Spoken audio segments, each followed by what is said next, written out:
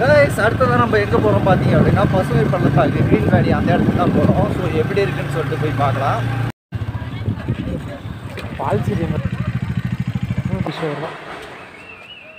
உங்களுக்கு ஒரு சுவாரஸ்யமான விஷயம் சொல்லிட்டா, சூசைட் பாயிண்ட்டுன்னு சொல்லிட்டு சொல்லுவாங்க இல்லையா கொடைக்கானலில், அந்த சூசைட் பாயிண்ட்டே இது தாங்க. நாளடைவில் தான் இதை க்ரீன் வேலின்னு மாற்றிருக்காங்க. அதுக்கான காரணமும் உண்டு. ஏன்னு பார்த்தீங்க அப்படின்னா பச்சை பசேல்னு ஒரு கம்பளியை போத்துன மாதிரி அந்த அளவு பச்சை பசேல்னு இருக்கும் இங்கே இருக்கிற இடமே. அப்படிப்பட்ட மலைகளும் அப்படிப்பட்ட சமவெளிகளும் இங்கே இருக்குது. அதெல்லாம் போக ப்ரீத் டேக்கிங் எக்ஸ்பீரியன்ஸ்னு சொல்லுவாங்கள்ல, அதை நீங்கள் இங்கே லைவாக எக்ஸ்பீரியன்ஸ் பண்ணலாம். மிஸ்ட்டு இல்லைன்னா அந்த அளவு இந்த இடம் அவ்வளோ அழகாக இருக்கும். இந்த அடிவாரம் பார்த்தீங்க அப்படின்னா எவ்வளோ ஆழம்னா கிட்டத்தட்ட 5000 அடிக்கு கீழே அப்படின்னு சொல்லிட்டு சொல்கிறாங்க. அதனால தான் இந்த இடம் சூசைட் பாயிண்ட்டாக இருக்கோ என்னவோ.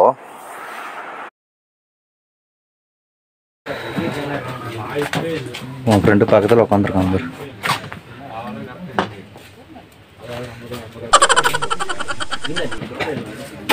ரெண்டு குரங்கு ஒன்றா உட்காந்துருக்கு. போயிட்டு போதும் ரைட்டில்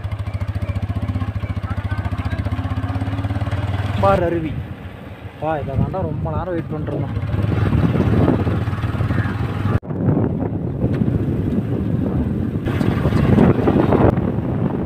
மேக்ஸிமம் மெழுகுலேயே செஞ்சுருக்கேன். வா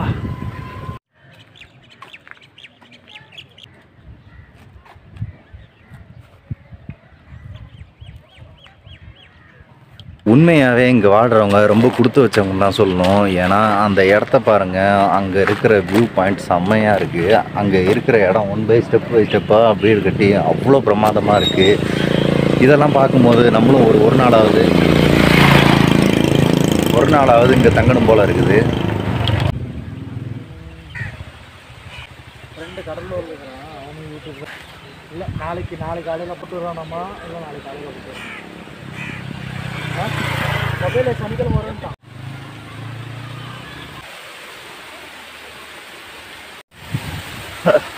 காய்ஸ் ரொம்பவே ஒரு அழகான ஒரு சின்ன ஃபால்ஸுக்கு தான் வந்திருக்கோம். இந்த ஃபால்ஸோட பேர் பம்பட் ஃபால்ஸ் அப்படின்னு சொல்கிறாங்க. அது பெரிய ஃபால்ஸ் தான். அது இது இந்த இப்போ பார்த்தது அப்பா சாமி.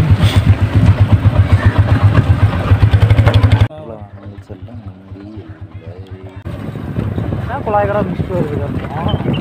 மிஸ்ட்டு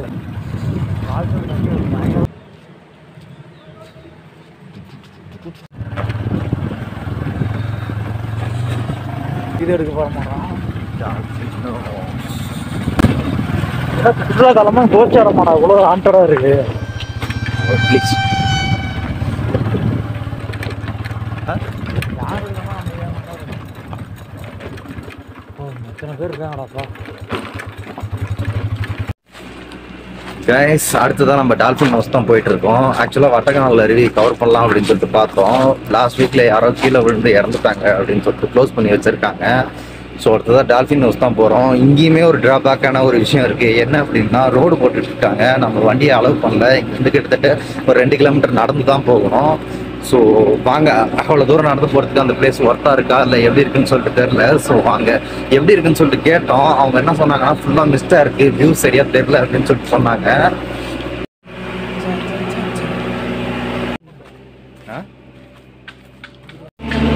ஸோ கைஸ் இந்த இடத்தையும் நம்மளால் பார்க்க முடியல. இவ்வளோ தூரம் வண்டியில் வந்தது தான் வேஸ்ட்டு.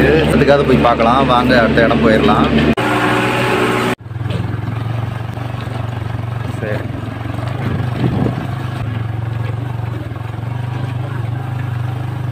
அதுக்கெல்லாம் அவனுக்கு எப்படியாவது பண்ணியிருக்கணும். ஒன் சைடு அந்த சைடு மட்டும் அந்த சைடு போட்டால் இந்தாண்ட வந்து அதை விட இன்னும் ஆக்சிடென்ட் ஆகும். நல்லா இருக்குங்களா? போலாமா? சரியா கீழே தான் என்ட்ரன்ஸ். நெக்ஸ்ட்டு நம்ம இந்த சலெத் சர்ச்சுக்கு தாங்க வந்திருக்கோம். இது எங்கள் பிளான்லேயே இல்லை. பட் பார்க்கும்போது ரொம்பவும் அழகாக இருந்துச்சு. அந்த கட்டடங்களை பார்க்கும்போது அவ்வளோ இன்ஸ்பைரிங்காக இருந்துச்சு. சரி சர்ச்சு உள்ளே போய் ரொம்ப நாள் ஆச்சு அப்படிங்கிறதுனாலையும் சரின்ட்டு வந்தோம். நீங்கள் இங்கே வந்தீங்க அப்படின்னா கண்டிப்பாக அந்த சர்ச்சை வந்து விசிட் பண்ணுங்கள். அவ்வளோ சூப்பராக இருக்குது. இந்த கட்டடக்கலைகளை பார்க்குறதுக்கு ஒரு பீஸ்ஃபுல்லான ஒரு மைண்ட் செட் வேணும் அப்படின்னா கண்டிப்பாக நீங்கள் அந்த சர்ச்சுக்கு வந்து விசிட் பண்ணலாம். எல்லா மதத்தினரும் வந்து இங்கே வழிபடலாம். ரொம்ப ஒரு ஃபேமஸான இடமும் கூடங்க. இந்த கட்டிடக்கலை பார்த்தீங்க அப்படின்னா தமிழ் மற்றும் ஃப்ரெஞ்சு இவங்க 2 பேரும் சேர்ந்து கட்டிடம் தான் சொல்கிறாங்க. இதனாலேயே இதை தமிழ் ஃப்ரெஞ்சு கட்டிடக்கலை என்று சொல்கிறாங்க. கைஸ், இதை பார்த்துட்டு வரும்போது ஒரு பிரம்மாண்டமான ஒரு காட்டு மாடை பார்த்தோம். ஸோ ரொம்ப பயங்கரமாக இருந்துச்சு. நீங்களும் பாருங்கள்.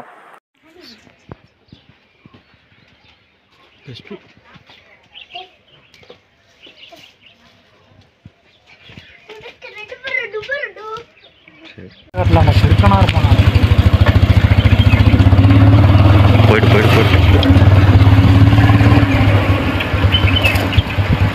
50 கிலோமீட்டர் வேகத்தில் ஓடுமாண்டா போகிறா. அப்படியா? அது இருக்கிற உடம்புக்கு சரி. பிஎஸ்என்எல்லா ம் நம்ம பையன் தான் வந்துருக்குறாங்க. யார்? ஃபோக்கஸ் வாக்கு ஃபோட்டோ ஷூட்டுக்காகவும் கப்பலாக வந்தீங்க அப்படின்னா டைம் ஸ்பெண்ட் பண்ணுறதுக்காகவும் இந்த இடத்த மேஜராக யூஸ் பண்ணுறாங்க. ஸோ அப்படி ஒரு மெஸ்மரைசிங்கான இடம் தான் இந்த கோக்கர்ஸ் வாக்கு. நிறைய படங்களும் நிறைய சீரியலும் இந்த இடத்துலேருந்து ஷூட் பண்ணியிருக்காங்க. அவ்வளோ ஃபேமஸான இடம் அது.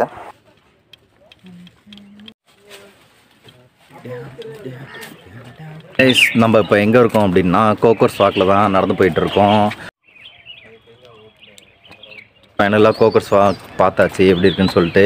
இங்கே ஒரு மனசுக்கு கஷ்டத்தர விஷயம் என்ன அப்படின்னா இங்கே ஒரு சின்ன சின்ன வியூ பாயிண்ட்டுக்கெல்லாம் காசு வாங்குறாங்க. அது மனசு கொஞ்சம் வருத்தமாக தான் இருக்குது. உள்ளே ஏதாவது இருந்தால் பரவாயில்ல. ஒரு வியூ பாயிண்ட் பார்க்குறதுக்காக நம்ம செலவு பண்ணணுமா? ஒரு என்ட்ரி ஃபீ 10 ரூபாயோ 15 ரூபாயோ 20 ரூபாயோ சம்திங் அந்த மாதிரி வாங்குறாங்க. அது போக மொபைல் வச்சுருந்தா அதுக்கு 30 ரூபா சார்ஜ் பண்ணுறாங்க. கொஞ்சம் கஷ்டமாக தான் இருக்குது. செம்மையாக எடுத்துட்டோம். இப்போ காட்டில் 6000 ஜெய் மகிழ்மதி. ஒரு வழியாக கொடைக்கானல் வந்து ரீச் ஆகிட்டோம். கொடைக்கானல் டவுன் வந்துட்டோம்.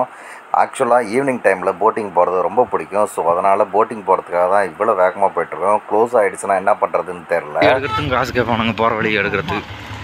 நடக்காதுங்கிற எங்கே வருதோ இல்லையா கொடைக்கானலில் ஃபஸ்ட்டு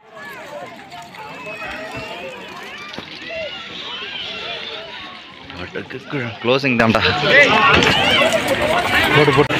இழுத்தே சாத்திட்டான். காலைல 9 மணிக்காண்டா. காலைல 9 மணிக்கான்.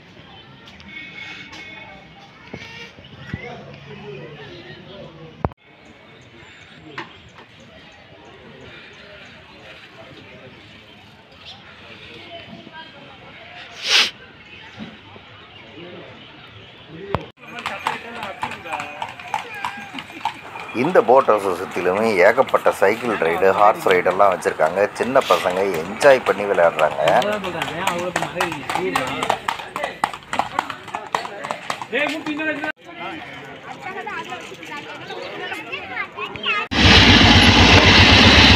நான் உட்காரவா இறங்கிக்கவா?